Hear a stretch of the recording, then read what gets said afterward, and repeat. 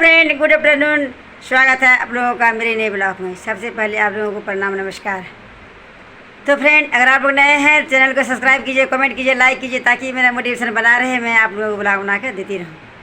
तो फ्रेंड, आज बहुत खुशी का दिन है। आज तीज व्रत है। जितने भी संसार में सुहागने हैं सभी अपने पति की लंबी उम्र के लिए तीज त्यौहार करते हैं। पार्वती माता ने की थी तो उसे शंकर भगवान मिले थे, और हम लोग में जब शादी हो जाता है तब करते, कुमार भी करते हैं, लेकिन शादी होने के बाद ही करते हैं। आज सभी जगह जो तीज का व्रत हो रहा है, तो हम भी आज तीज किए हैं। आप लोग को पिछले ब्लॉग बताए थे कि आज अब तीज होगा और चौरचंद होगा, आज तो हम तीज किए हैं और चौरचंदा भी किए हैं। आप लोग को आगे ब्लॉग दिखाएंगे। तो देखिए, हम सज धज के तैयार हो गए हैं, दुल्हन बन गए हैं।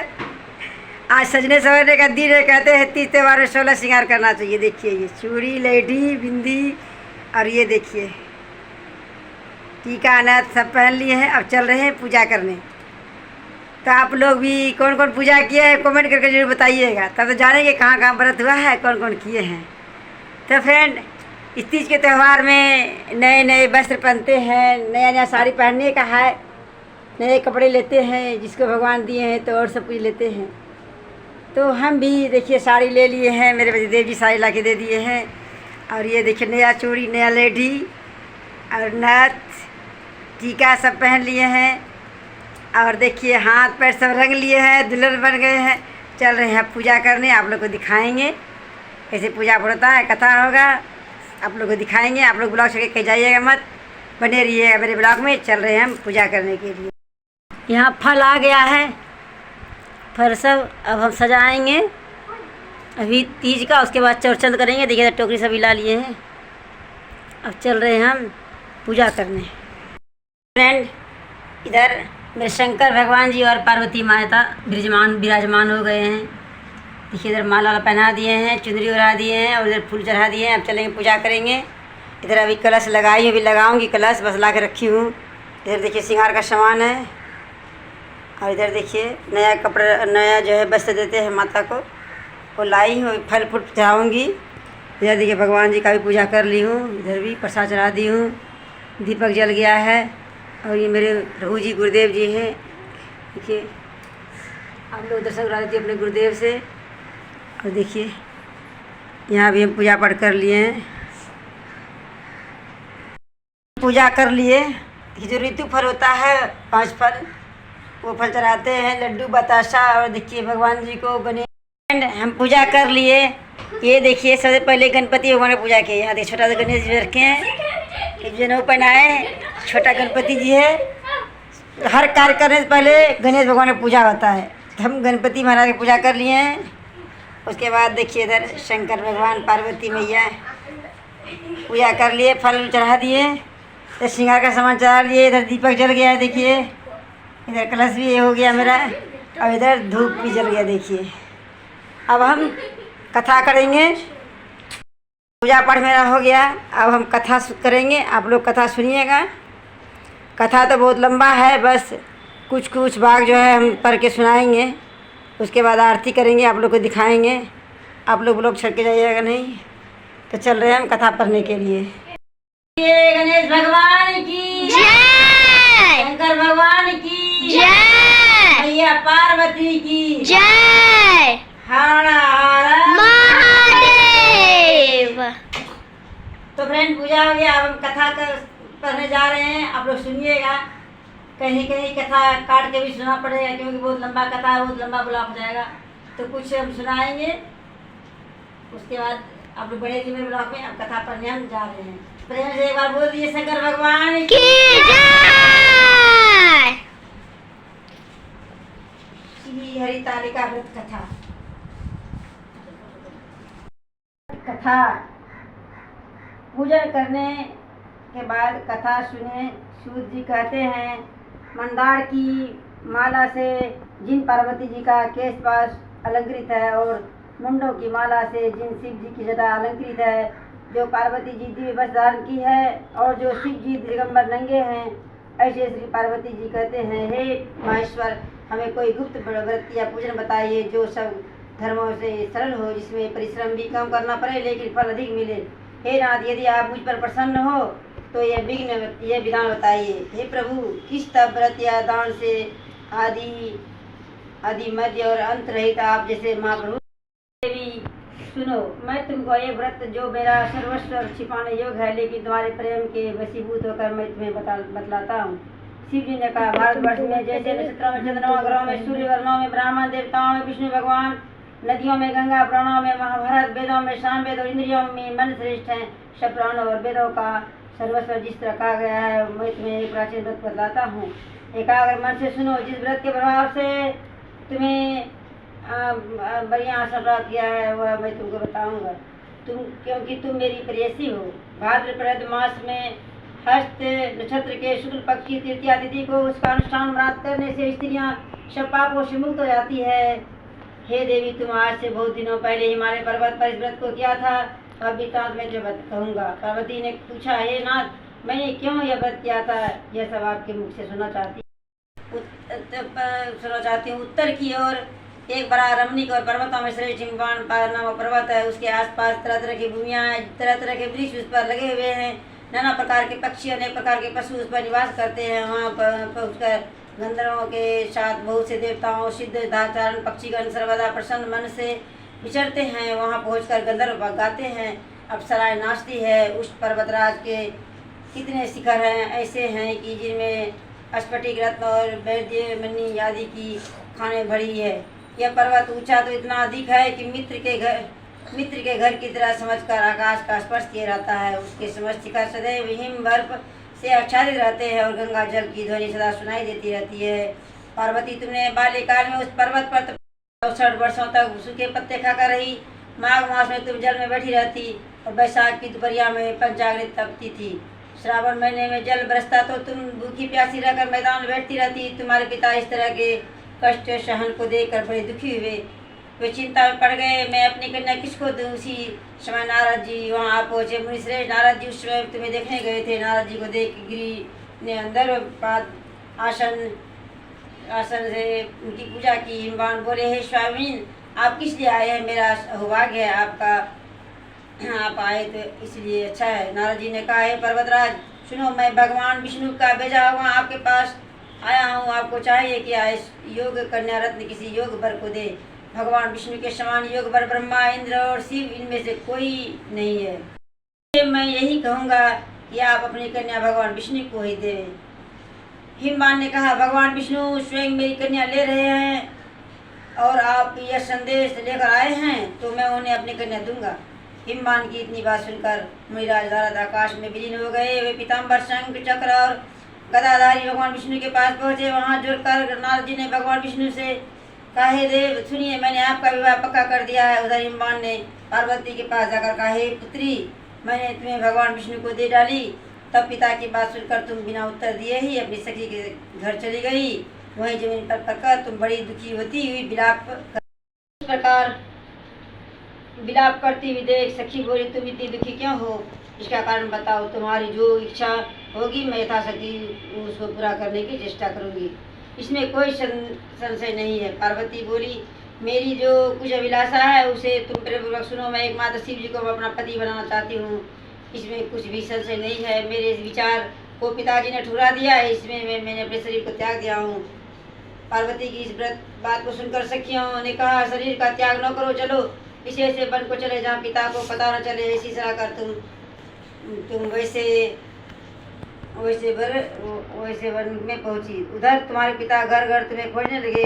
दूतों द्वारा भी खबर लेने लगे कि कौन देवता है किन्नर मेरी बेटी को उठा ले गया। उन्होंने मन ही मन कहा, मैं नारद जी के आगे प्रतिज्ञा कर चुका हूँ कि अपनी पुत्री मैं विष्णु भगवान को दूंगा। ऐसा सोचते सोचते हिमवान मूर्छित हो गए। गिरिराज को मूर्छित देखकर सब लोग हाहाकार करने दौड़ पड़ा। अब होश आया तो सब पूछने लगे कि गिरिराज, आप अपनी इच्छा का मूर्छा कारण बताइए। हिमवान ने कहा, आप लोग मेरे दुख का कारण सुने। न मालूम कौन मेरी कन्या को हरण करके ले गया है। ऐसा नहीं हुआ उसे किसी काले सांप ने काट लिया या किसी ने खा गए हो। हाय हाय, मेरी बेटी कहाँ गई? किसी दुष्ट ने मेरी पुत्री को मार डाला। ऐसा कहा हुए वायु के झोंके से कांपते हुए विष के सांप समान कांपने लगे। इसके बाद हिमवान तुम्हें वन वन खोजने लगे। वह वन भी सिंह, भालू, हिंसक जंतुओं से बड़ा भयानक हो रहा था। तुम भी अपनी सक्षम के साथ उस भयानक वन में चलती चलती एक ऐसी जगह जा पहुंची जहाँ एक नदी बह रही थी। उसके रंग की तट पर एक बड़ी सी कंदरा थी। तुमने उस कंदरा में आश्रम बना लिया और मेरी एक बालुकावड़ी प्रतिमा बनाकर उसमें सक्षम के साथ निराकार रहकर मेरी पक्ष की हस्तयुक्त तृतीया तिथि प्राप्त हुई। तब तुमने मेरा विधिवत पूजन किया और रात भर जाकर गीत नवाज से मुझे प्रसन्न करने से मैं बिताया। उस व्रतराज के प्रभाव से मेरा आश्रम डगमगा उठा, जिससे मैं तत्काल उस स्थान पर जा पहुंचा जहाँ पर तुम अपनी सक्षम के साथ रहती थी। वहाँ पहुंचकर मैंने तुमसे कहा कि मैं तुम पर प्रसन्न, बोलो क्या चाहती हो। तुमने कहा, मेरे देवता, यदि आप मेरे ऊपर प्रसन्न हैं तो आप मेरे पति के रूप में प्रस्तुत तथा अस्तु कहकर कैलाश पर्वत पर वापस आने पर तुमने वह प्रतिमा नदी में प्रभावित कर दी। इस प्रकार उस व्रत महाभारत का पालन किया। हिमवान भी तब तक उस वन में तुम्हें खोजते हुए आप पहुँचे। चारों तरफ तुम्हारी खोज करते करते व्याकुल हो चुके थे, इसीलिए तुम्हारे आश्रम के समीप पहुँचते ही गिर पड़े। थोड़ी देर बाद उन्होंने नदी के तट पर दो कन्याओं को सोते हुए देखा। उन्होंने देखते ही तुम्हें छाती से लगा लिया और बिलख कर रोने लगे। फिर पूछा, पुत्री, तुम सिंह, व्याघ्र आदि जंतुओं से भरे इस वन में क्यों आ पहुंची। पार्वती ने उत्तर दिया, मैं पिताजी, मैंने महल ही अपने आप को शिव जी के हाथों सौंप दिया था। आपने मेरी बात टाल दी, इससे मैं यहाँ चली आई। हिमवान ने सांत्वना दी कि हे पुत्री, मैं तुम्हारी इच्छा के विरुद्ध कुछ नहीं करूँगा। वे तुम अपने समय साथ ले घर आए और मेरे साथ तुम्हारा विवाह कर दिए। इसी से तुमने मेरा अर्धासन पाया। तब से आज तक किसी के सामने मुझे यह व्रत प्रकट करने का अवसर नहीं प्राप्त हुआ। हे देवी, मैं यह बताता हूँ कि इस व्रत का हरिताल का नाम क्यों पड़ा। तुमको सखियाँ हर ले गई थी, इसी से हरिताल का नाम पड़ा। पार्वती जी ने कहा, हे प्रभु, आपने नाम तो बताया, अब इसकी विधि भी बता दी, इसका क्या पुण्य है, क्या फल है, यह व्रत कौन करे। श्री शिव जी पार्वती से कहते, हे देवी, मैंने समस्त स्त्री जाति की भलाई के लिए यह उत्तम शोभित एक सुंदर मंडप बनवाया। उसमें रंग बिरंगे रेशमी कपड़ों से चंदवा लगाकर चंदन आदि सुगंधित तीरों से वह मंडप लिपवाए। फिर शंख, बेरी, मृदंग आदि बाजे बजाते हुए बहुत से लोग एकत्रित हुए।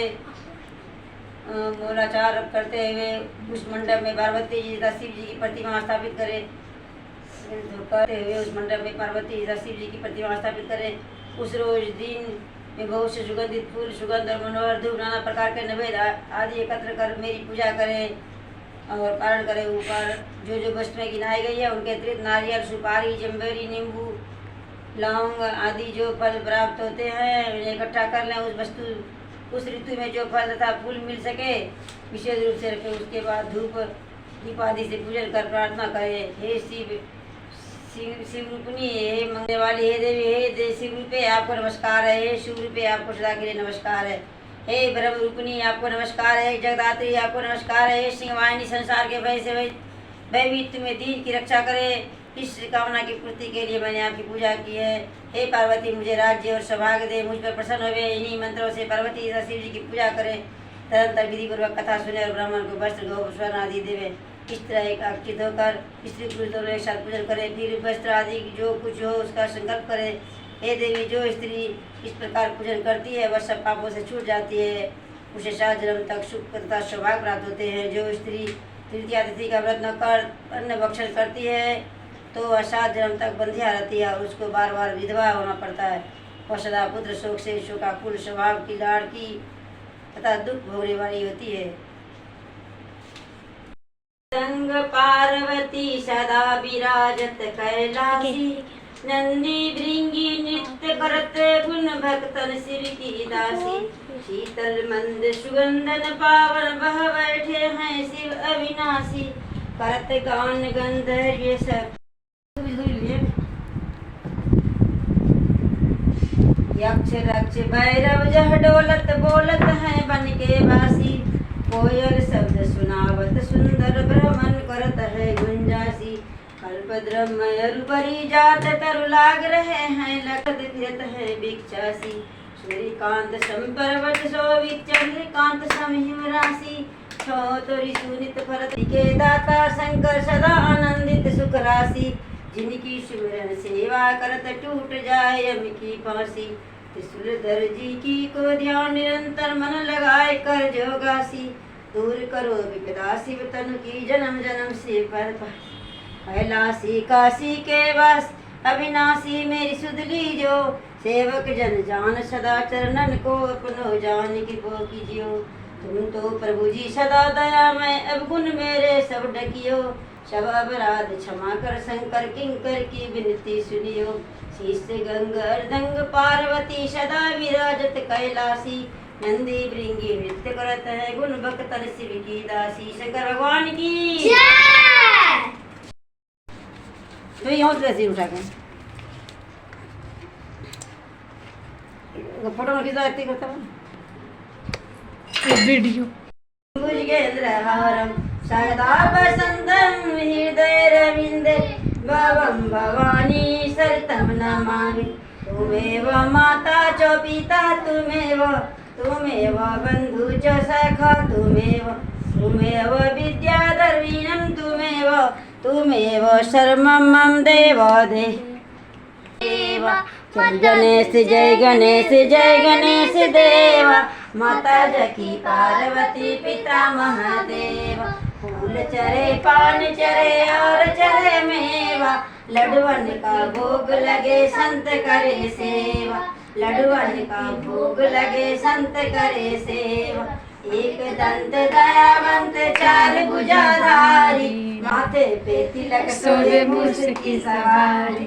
जय गणेश देवा।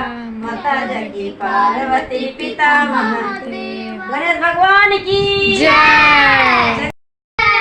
हर हर महादेव। मैया पार्वती के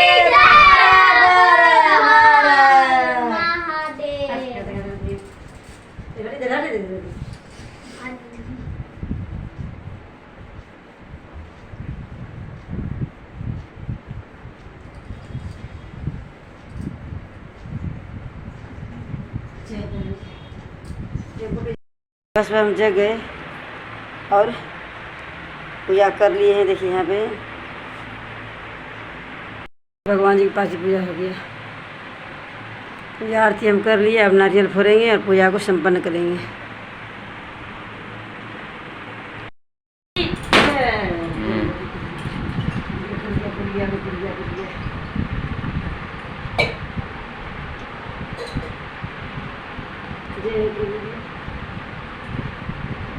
मेरा पूजा खत्म।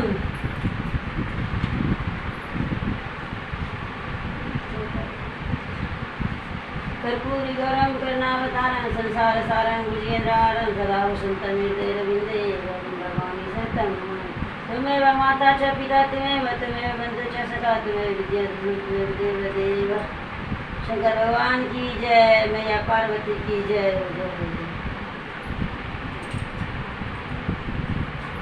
पूजा पाठ हो गया संपन्न। मेरा पूजा पाठ हो गया संपन्न। 3 दिन से मेरा व्रत चल रहा था। सिंह का एतवार भी बीच में हम अरवा खाए, फिर जो है तीज चरचंदा का पर्व था। आज मेरा व्रत खत्म हो गया। आपको शुरू से आखिर तक दिखा दिया। हम पूजा किए, नेहा नहीं आ पाई, वो नहीं की क्योंकि उसका तबीयत ख़राब हो गया था, वो व्रत नहीं कर पाई। बहू अपने माँ के घर में पूजा करने गई। बहू माँ के घर गई है तो वहीं पूजा कर ली। अमित गया पूजा कराने। तो कैसा मेरा बड़ा होगा आप लोग कमेंट करके जरूर बताइएगा। पत्नी अपने पति और बच्चों के लिए इतना व्रत रखती है। पति एक ही व्रत रखता है पत्नी के लिए और बस सिर्फ लड़ते रहता है, पत्नी लड़ते रहता है। पत्नी पति के लिए व्रत रखती है उसके लंबी उम्र के लिए, लेकिन पति सबको कोई परवाह नहीं पड़ता है कि पत्नी क्या करती है नहीं करती है। आप लोग कम से कम पूजा करती है पत्नी आपके लिए, कम से कम उससे बढ़िया से पूजा के दिन बात कर लिया कीजिए, उसका इज्जत कर लिया कीजिए। पूजा पाठ के दिन पत्नी आप लोग के लिए इतना कष्ट रहती है, तो आप लोग का भी फर्ज रहता है कुछ पत्नी का ध्यान देने का। फ्रेंड फाइनली मेरा पूजा खत्म हो गया। जो है 24 घंटा का ये व्रत जो सहने का था वो सह के ख़त्म, निर्जला व्रत खत्म हो गया हम लोग का। अब पूजा पाठ खत्म हो गया, आरती कर लिए, नारियल फूट गया। अब चलते हैं, चाय पानी पिएंगे, फिर खाना पीना बनेगा तो खाएंगे क्योंकि घर में कोई है ही नहीं। बहू मायके गई है, नेहा पटना में है। नेहा का शादी तो हो गया लेकिन अब की बार उसका तबीयत ख़राब हो गया तो वो व्रत नहीं रख पाई, उसका दवाई चल रहा है। बहू मायके में व्रत रखी है, मैं यहाँ की थी। तो फ्रेंड कैसा मेरा ब्लॉग लगा आप लोग कमेंट करके ज़रूर बताइएगा, और ब्लॉग में हर हर महादेव ज़रूर लिखिएगा। तो ब्लॉग को एंड करते हैं, बाय बाय।